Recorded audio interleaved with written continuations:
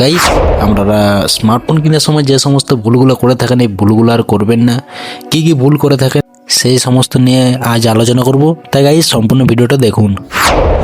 Guys, আপনারা smartphone কেনার সময় যে সমস্ত ভুলটা একদম করে থাকেন সেটি হলো ফোন কিনতে গেলে আপনারা প্রথমে ডিজাইন দেখেন, ঠিক আছে? ডিজাইনটা দেখে পর আরে এই ডিজাইনটা ভালো, তো ডিজাইনটা দেখে পর কত কি র্যাম শুধিয়ে আপনারা কিনে নিয়ে চলে আসেন, ঠিক আছে? এই ভুলটা হলো আপনাদের সব বড় ভুল, ঠিক আছে? এই ভুলটা যদি আপনারা বারবার করতে থাকেন আপনাদের ফোন ল্যাগ হ্যাং সবই করবে, ঠিক আছে?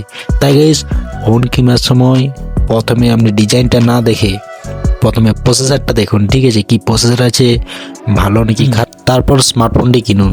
গাইস, আপনাদের মনে দিয়ে প্রশ্নটা জাগে যে স্মার্টফোন কেনার সময় কেন প্রসেসর দেখে স্মার্টফোন নেওয়া উচিত? তাহলে গাইস, আমি আপনাদেরকে একটা উদাহরণ দিয়ে বলি। মনে করেন আপনি একটা মোটরসাইকেল কিনতে গেলেন, ঠিক আছে?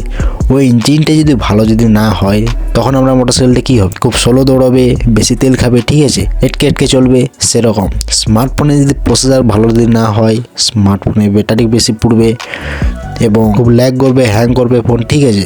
তাই গাইস, প্রসেসরটা অবশ্যই দেখে কিনবেন, ঠিক আছে? কারণ ফোনের ওইটাই মেন পার্ট। আর একটা জিনিস গাইস অবশ্যই খেয়াল রাখবেন ফোন কেনার সময়, 464 GB স্টোরেজ এখন বাদ দিন, ঠিক আছে? 128 GB স্টোরেজ আপনারা নিতে পারেন। কারণ গাইস, বর্তমানে অ্যাপের সাইজ এত পরিমাণ বেড়ে গিয়েছে যে একটা অ্যাপ অনেকটা করে জায়গা নেই, ঠিক আছে? তাই গাইস, 64 GB স্টোরেজ একদম নেবেন না, 128 GB স্টোরেজ নেওয়ার চেষ্টা করবেন, ঠিক আছে? এতে ফোন অনেকটা হালকা থাকবে, ফ্রি থাকবে এবং ফোন হ্যাং বা ল্যাগ করবে না, ঠিক আছে? আরেকটা কথা গাইস অবশ্যই খেয়াল রাখবেন, আপনারা যদি 5G স্মার্টফোন নেবার কথা ভাবছেন তাহলে মিনিমাম 10টা 5Gর ব্র্যান্ড যেমন অবশ্যই স্মার্টফোনের মধ্যে থাকে, ঠিক আছে? নাহলে আপনাদের ফোনের নেটওয়ার্কে অনেক সমস্যা হবে এবং ঠিকমতো নেটওয়ার্ক চলবে না, খুব স্লো চলবে, ঠিক আছে? তাই যেমন মিনিমাম 10টা 5G ব্র্যান্ডে যেমন সাপোর্ট থাকে। গাইস, যারা সেকেন্ড হ্যান্ড স্মার্টফোন নেবার কথা ভাবছেন তাদেরকে বলি এই ভুলটা একদম করবেন না। কারণ গাইস, 20 থেকে 25 হাজার টাকার যে স্মার্টফোনগুলি সেগুলো 7 থেকে 8 হাজার টাকায় আপনারা পেয়ে যাচ্ছেন, ঠিক আছে? কিন্তু গাইস, এত কম দামের মধ্যে কেন দিয়ে দিচ্ছেন আপনাদেরকে এটা কোনোদিন ভেবে দেখেছেন কি? কারণ গাইস, ব্যাটারি করার গ্যারান্টি নেই, ঠিক আছে? ডিসপ্লে কতবার গেছে তার কোনো ঠিক নেই, প্রসেসর ঠিকঠাক আছে নাকি তারও কোনো গ্যারান্টি নেই, ঠিক আছে?